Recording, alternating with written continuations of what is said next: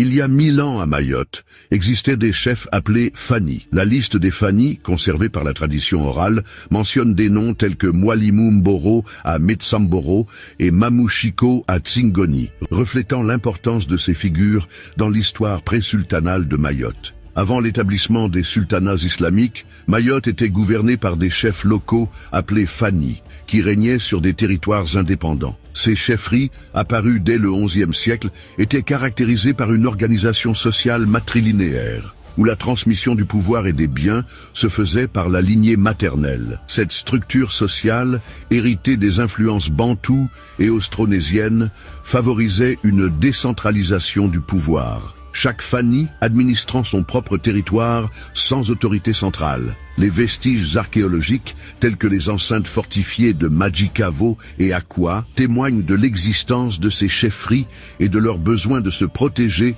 dans un contexte de rivalité locale. L'influence croissante de la culture swahili, à partir du XIIIe siècle, a profondément transformé la société mahoraise. Des clans originaires de la côte swahili et de la péninsule arabique se sont installés sur l'île, introduisant l'islam et de nouvelles pratiques culturelles.